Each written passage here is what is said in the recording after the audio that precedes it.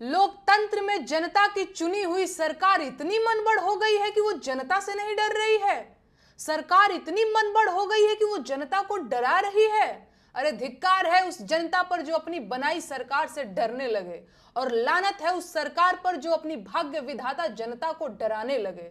ये सरकार जनता की बनाई हुई है और जनता जब चाहे इसे बदल सकती है। सरकार जनता से है, जनता सरकार से नहीं।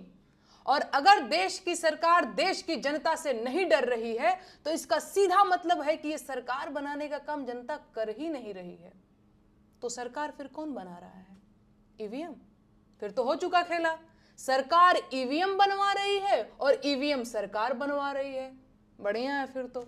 अच्छा, दिल पे हाथ रख करके बताइएगा, आपको सच में लगता है कि सरकार देशवासियों का भला कर रही है? क्या आपको अब तक नहीं समझ में आ रहा है कि सरकार की नजर सिर्फ देश के संसाधनों पर है? महंगाई, बेरोजगारी, स्वास्थ्य और शिक्षा जैसे मुद्दों को साइडलाइन कर देने वाली सरकार देश का भला कैसे कर सकती है?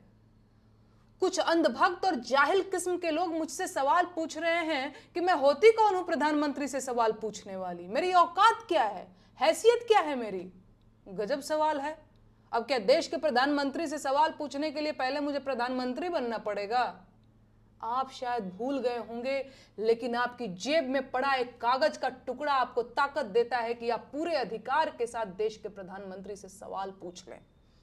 अपने सोए हुए दिमाग को जगाइए महाराज। आपका वोटर कार्ड आपको खाली सिम खरीदने के लिए नहीं दिया गया है, आपकी नागरिकता का एक दस्तावेज है, और वो उसके आधार पर रास्ते का एक गरीब मजदूर भी प्रधानमंत्री से पूछ सकता है कि साहब मैं अब तक गरीब क्यों हूं?